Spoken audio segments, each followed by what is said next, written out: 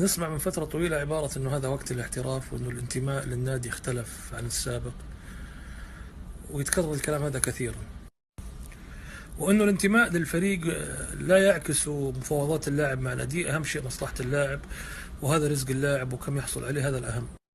طبعا أنا أتفهم وجهة النظر هذه ولكني غير مقتنع فيها 100%، ومرت علي نماذج كانت مختلفة تماما.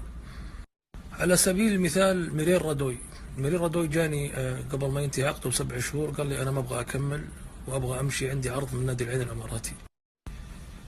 طبعا كان باقي في عقده 7 شهور مثل ما قلت، باقي له شهر واحد ويدخل 6 شهور ويصبح حر في الانتقال.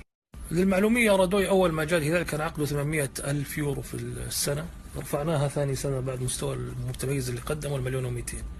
العرض اللي جاله من نادي العين الإماراتي لما كان كوزمي يدربه كان 3 مليون يورو في السنة. الغريب في الأمر أنه رادوي فاجأني بالسنابة الجاية أقول لكم. فوجئت برادوي يقول لي أنه أنا السعر اللي وصلت له هذا بفضل نادي الهلال، ومن أجل هذا أنا أقترح الآتي: جدد معاي لمدة سنة بحيث أنه نادي العين يصبح يعني ملزم أنه يشتري منكم العقد ويستفيد الهلال. وقد كان فعلا جددنا العقد لمدة سنة واشترى العين 3 مليون يورو.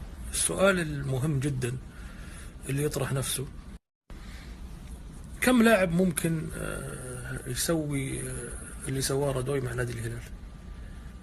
ما أعتقد كثير. هذا ربما يعكس صورة من صور الانتماء للنادي والوفاء له بشكل من الأشكال.